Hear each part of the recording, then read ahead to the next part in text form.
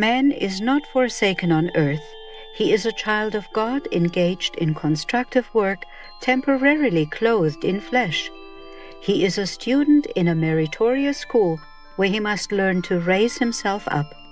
The human struggle is his opportunity, his set of tools, and his textbook. How childish to imagine that the mere ringing down of the curtain or physical death would settle transcendental questions of the infinite. One life is but a single act, one body a garment, one century a day, one task an experience, one triumph an acquisition, one death a breath of renovation. How many lives, how many bodies, how many centuries, how many tasks, how many triumphs, how many deaths are still allotted to us?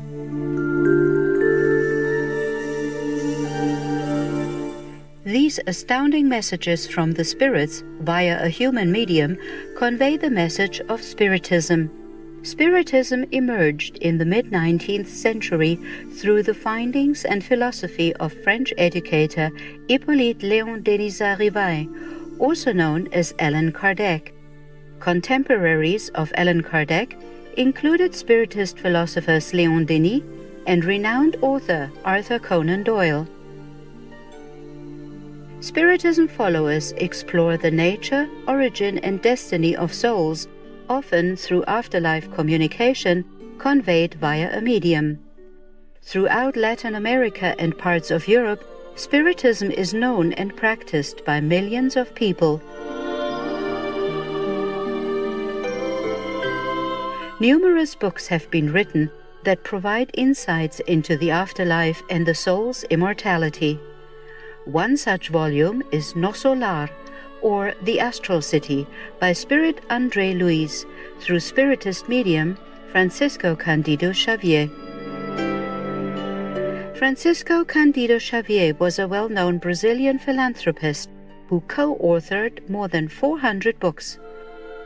In The Astral City, former medical doctor André Luiz speaks from the afterlife of his awakening and healing within a spiritual society near the Earth's surface. This story describes not only the continuation of life beyond the physical body, but more importantly, how heaven cares for each and every human soul. The following excerpt from The Astral City describes how André Luiz was strengthened spiritually upon his rescue from the lower zones.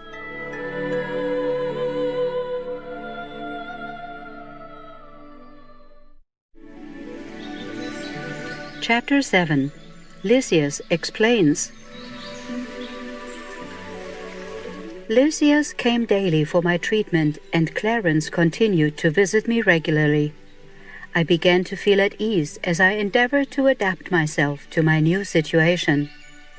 I noticed, though, that I would quickly relapse any time I began to dwell on my problems. The anguish, the fear of the unknown, and the discomfort of maladjustment would all return. Yet, in spite of everything, I felt a certain inner stability. I derived great pleasure from leaning out of my window and gazing at the vast horizon.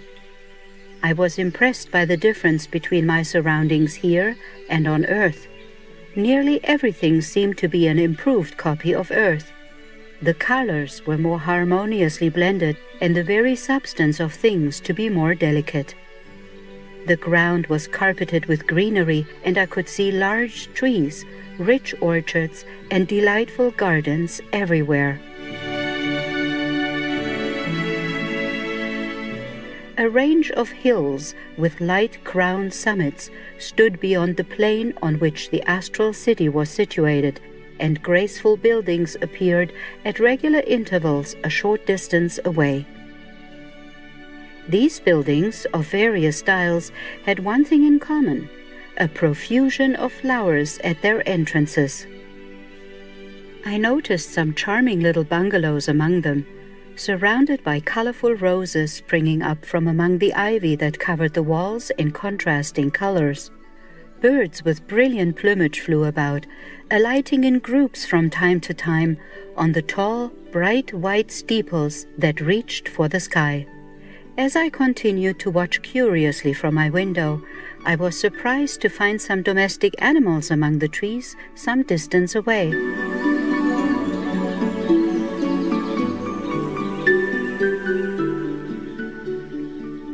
During these periods of deep musing, my mind was filled with countless speculations. Considering that I found myself on an astral plane, I could not understand the similarity of things here to those on earth. Lysias, my obliging and constant companion, was always ready to explain. Death of the physical body does not take man instantly to miraculous spheres. Every evolutionary process progresses through graduation. There are countless planes for discarnate spirits, just as there are many wondrous regions for those still in flesh. All souls, feelings, forms, and things are governed by the principles of natural evolution and hierarchy. Only the fact that I had stayed under treatment for so many weeks without a single visit from someone I had known on earth worried me somewhat. Surely I was not the only one in my circle of friends and relatives to be struggling with the enigma of death. My parents had departed before me, as had various friends. Why, then, had none of them come to see me during my recovery to bring a little cheer to my aching heart? I would have been satisfied with even a few moments of consolation. One day, when I could no longer silence my doubts, I asked my attendant, "Tell me, dear Lysias, is it possible to meet those who left the earth before us?" "Why, do you imagine yourself forgotten?" "Yes, in fact I do. Why has no one come to see me? On earth I always relied implicitly on my mother's devotion, yet to this day I have heard nothing from her, or from my father, who died 3 years before me."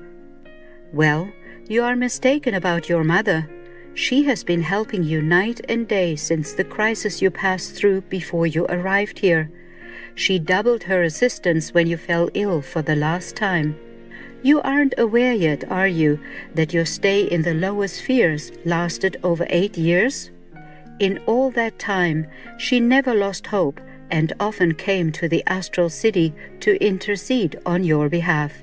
She enlisted the services of Clarence, who began visiting you frequently until the moment when you, the conceited earthly doctor, remembered that you were also a child of God.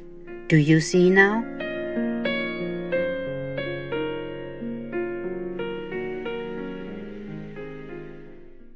I felt my eyes well with tears. I had not known that I had been away from the earth for so long. I wanted to speak, to find out about those unperceived efforts, but my vocal cords seemed numb.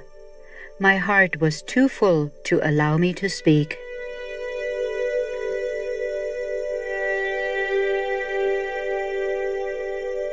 "On the day you prayed with all your heart," continued Lysias, "when you realized that everything in the universe belongs to our Almighty Father, even your tears were different. As you know, rain can at times be creative, at other times destructive. The Lord doesn't wait for our prayers to love us. Yet, just as a dirty mirror cannot reflect the light, it is indispensable for us to cleanse ourselves and build a receptive attitude in order to understand His infinite goodness. Thus, it is not the Father who needs our penance, it is we who need it for the inestimable service it renders us.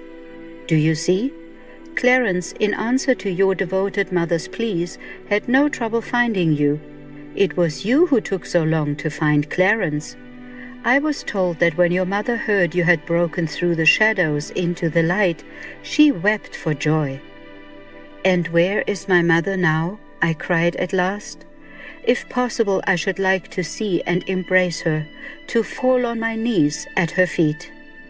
She doesn't live in the astral city, he informed me. She inhabits higher spheres where she works not exclusively for you, but for the good of many.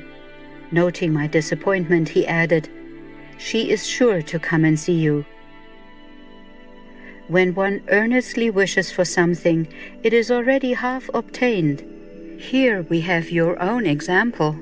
For years you wandered at random, a prey to fear, distress, and disillusionment.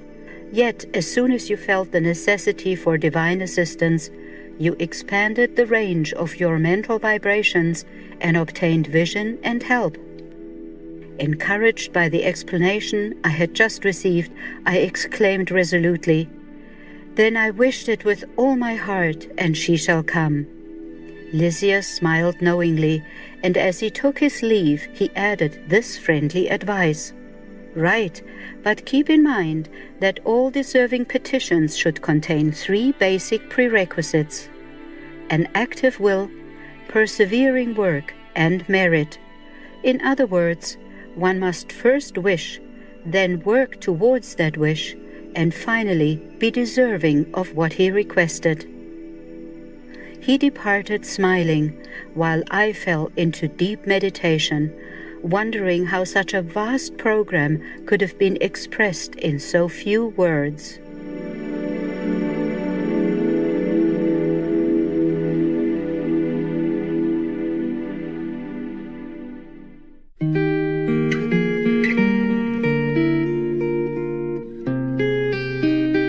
Kind viewers, it's been a pleasure to have your company for today's Selections from the Astral City, Chapter 7, Lysias Explains, on Words of Wisdom.